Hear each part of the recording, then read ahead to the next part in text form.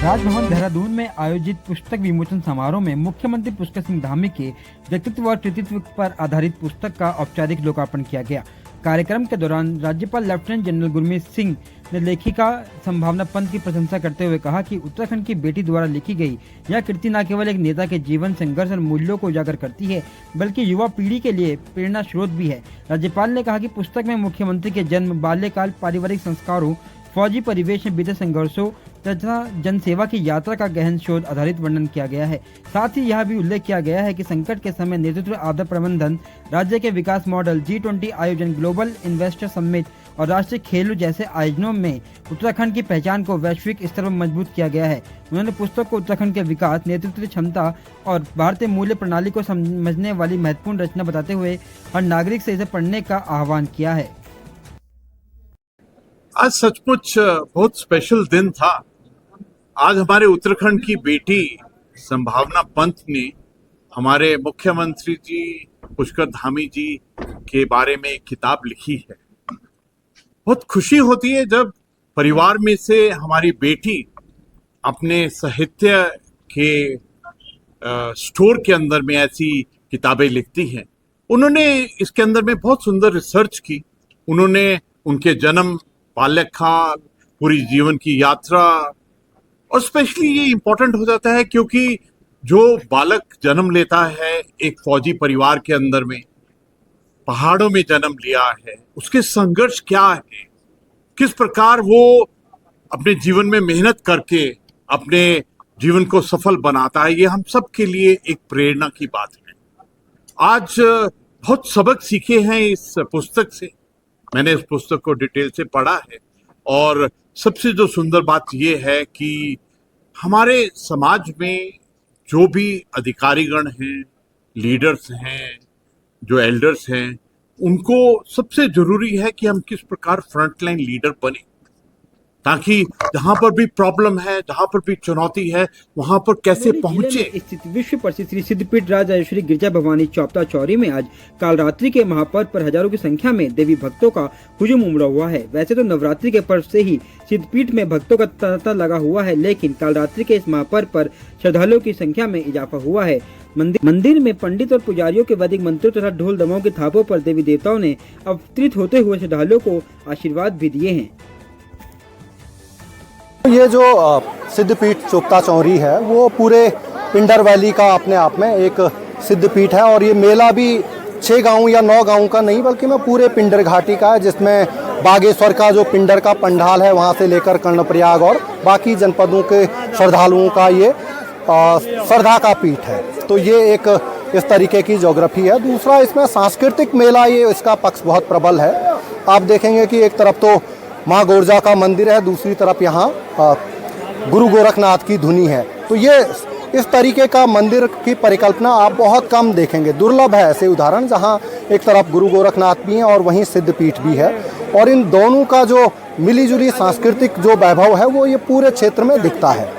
इसमें देखेंगे आप तो इस मंदिर में 9 दिनों में होने वाले नवरात्रों में पूरा जो भी हमारे हिंदू धर्म की संस्कृति के अलग अलग स्वरूप हैं उसके दर्शन होते हैं। जैसे काल रात्रि में आप देखेंगे कि चंडमुंड से लेकर संन्यास बैराग जो अलग अलग युद्ध हुए हैं उनके यहाँ बहुत सारी प्रस्तुतियाँ और देव डोलियों के माध्यम से होती है। तो उस लिहाज से यह मेला धार्मिक के साथ साथ सांस्कृतिक स्वरूप भी इससे बहुत समृद्ध रहा है।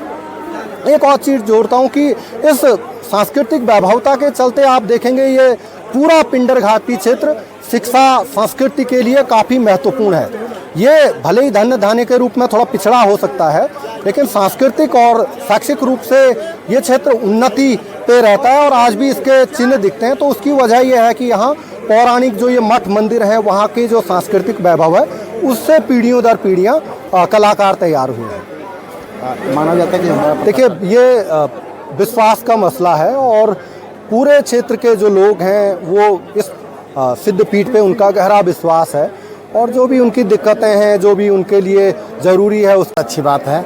आप बहुत अच्छा धर्म के प्रचार करते हैं और उत्तराखंड की संस्कृति को आप दूर दराज विदेशों तक भी पहुंचाते हैं। ये नवरात्रा जयंती मंगला काली भद्रकाली कपालिनी दुर्गा क्षमा शिवाधात्री स्वाहा स्वधा नमस्तुते।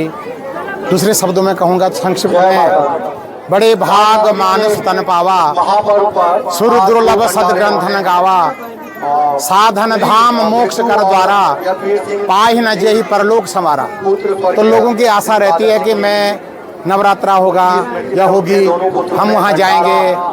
अपने दूर दराज से लोग आते हैं और अपने सामाजिक एकता और राष्ट्रीय सुरक्षा पर तीखी और स्पष्ट टिप्पणी करते हुए श्री कल्की धाम संभल के पीठाधीश्वर आचार्य प्रमोद कृष्णन ने आज देहरादून में पत्रकारों से बातचीत के दौरान कहा कि भारत एक बार फिर सुनियोजित साजिशों के निशाने पर है। उन्होंने कहा कि जैसे भारत पर पिछले 1000 वर्षों तक भारी शक्तियों ने हमले और षड्यंत्र किए हैं, उसी तरह की प्रवृत्तियां आज भी दिखाई दे रही हैं। फर्क सिर्फ इतना है कि अब ये खतरे भारी ताकतों के साथ साथ देश के राजनीतिक दलों के भीतर से भी उभर रहे हैं। आचार्य प्रमोद कृष्णन ने आरोप लगाया कि वर्तमान विपक्ष क्षेत्रवाद, जातिवाद, भाषाई भेदभाव और धार्मिक आधार पर देश को खंडित करने की कोशिश कर रहा है। उनके शब्दों में यहाँ बेहद दुर्भाग्यपूर्ण है कि अंग्रेजों और मुगलों की तरह की साजिशें आज भारतीय राजनीति के भीतर भी पनप रही हैं। उन्होंने कहा कि उत्तराखंड में भी ऐसी कोशिशें सक्रिय रूप से देखी जा रही हैं, मगर मुख्यमंत्री पुष्कर सिंह धामी के नेतृत्व में राज्य सुरक्षित, संरक्षित और सशक्त बना रहेगा। इस पर उन्हें पूरा विश्वास है। उन्होंने चेतावनी दी कि देश में हो रहा डेमोग्राफिक चेंज ना तो प्राकृतिक प्रक्रिया है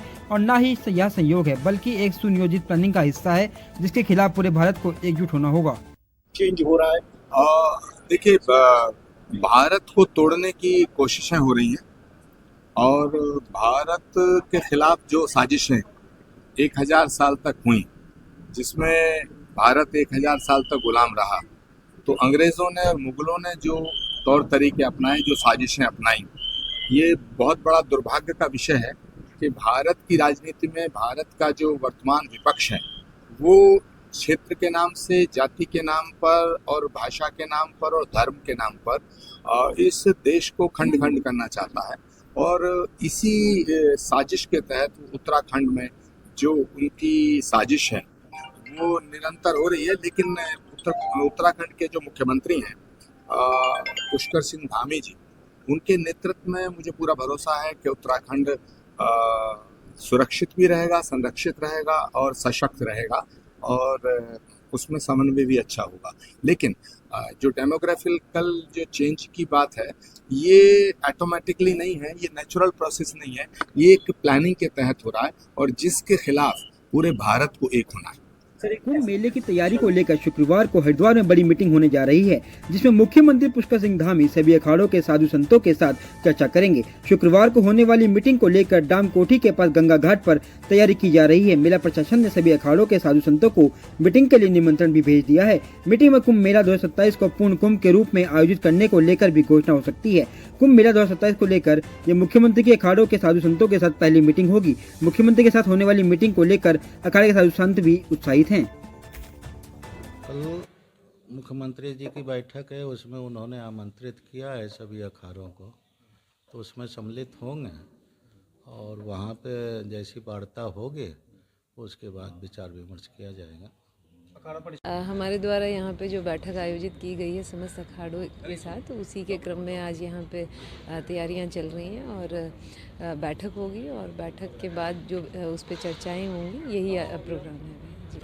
माननीय मुख्यमंत्री जी होंगे, यहाँ के जो कुछ जनप्रतिनिधिगण हैं वो रहेंगे, अधिकारी रहेंगे और जो हमारे 13 अखाड़े हैं वहाँ उनके यहाँ से प्रतिनिधिगण रहेंगे।